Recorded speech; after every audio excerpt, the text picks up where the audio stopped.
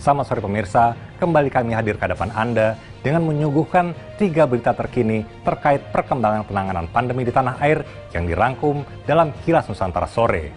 Kita awali dengan imbauan Menteri Kesehatan Budi Gunadisadikin agar masyarakat mewaspadai penularan cepat varian baru COVID-19 Omikron yang telah masuk ke Indonesia.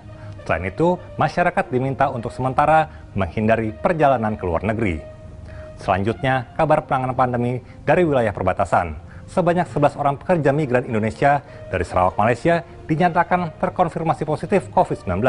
Pemerintah Kalbar akan semakin memperketat pengawasan arus keluar masuk perbatasan. Dan jelang persiapan Natal dan Tahun Baru, Menteri Perhubungan Budi Karya Sumadi memastikan tidak akan ada penyekatan. Namun Menhub meminta semua pihak untuk meningkatkan pengetatan mobilitas dan protokol kesehatan. Pemirsa, inilah berita selengkapnya. Ya, Indonesia negara yang jauh lebih aman dibandingkan dengan banyak Menteri Kesehatan Budi Gunadisadikin mengimbau masyarakat untuk waspada dan patuh terhadap protokol kesehatan terkait temuan kasus pertama varian Omikron di tanah air yang dilaporkan berasal dari seorang pekerja pembersih Wisma Atlet berinisial N pada Rabu 15 Desember. Menkes Budi, seperti diungkapkannya dalam konferensi pers secara daring Kamis 16 Desember, meminta masyarakat untuk menghindari aktivitas perjalanan ke luar negeri yang tidak penting, sebab kasus Omikron di sejumlah negara sedang mengalami penyebaran yang sangat cepat. Untuk itu, Budi mengatakan varian Omikron berpotensi memberikan tekanan di fasilitas pelayanan rumah sakit. Di Inggris yang tadinya cuma 10-an per hari, naik 100-an per hari, sekarang sudah 70.000 per hari. Ya. Lebih tinggi daripada puncaknya kasus yang terjadi di Indonesia pada bulan Juli yang 50.000 per hari. Jadi penularannya sangat cepat. Memang kita ketahui bahwa hospitalization rate-nya sampai sekarang masih rendah. Kalau Delta itu biasanya 20%, ini lebih rendah. Tapi kita tetap harus waspada. Lebih lanjut, Menkes Budi mengajak masyarakat untuk terus meningkatkan pencegahan COVID-19. Salah satunya dengan mendorong percepatan vaksinasi COVID-19, terutama pada lansia yang keluar negeri, dan meningkatkan tes pada pasien dengan kontak erat dan para pelaku perjalanan. Budi menyebut, saat ini pemerintah tengah menyiapkan berbagai infrastruktur seperti rumah sakit, obat-obatan COVID-19 Molnupiravir yang diprediksi akan datang pada akhir 2021 mendatang untuk mengantisipasi ancaman datangnya gelombang COVID-19. Tim Kantor Berita Antara mewartakan.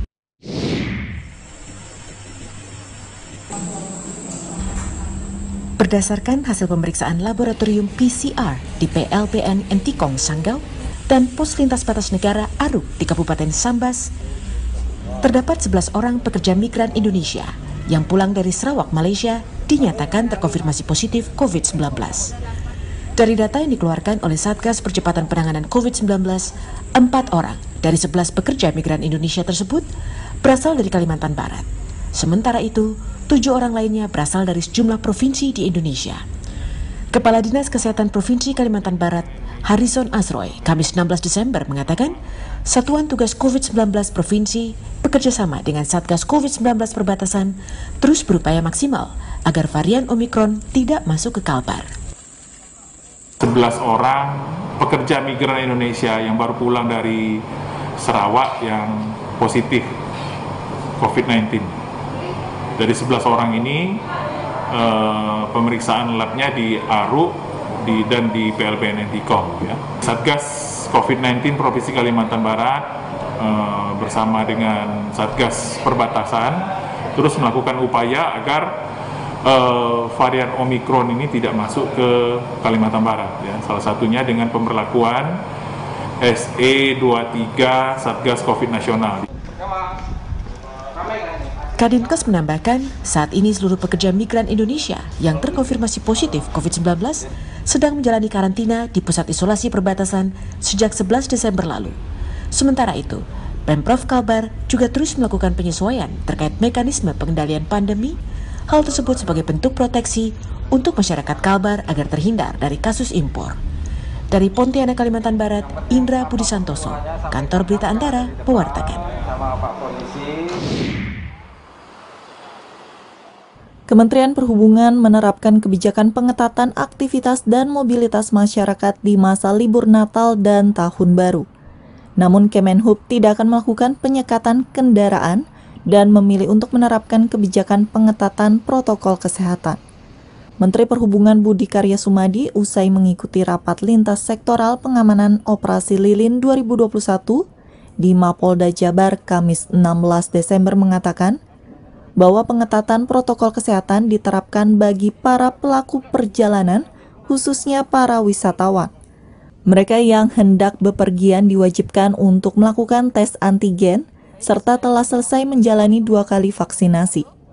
Dalam kesempatan tersebut, Menhub juga menekankan Forkopimda di Jawa Barat untuk memberi perhatian lebih terhadap aktivitas dan mobilitas warga di 3 kawasan, yakni Cikampek, Puncak Bogor, dan Garut. Ketiga kawasan tersebut dinilai rawan terjadi peningkatan mobilitas warga karena merupakan kawasan wisata di Jawa Barat.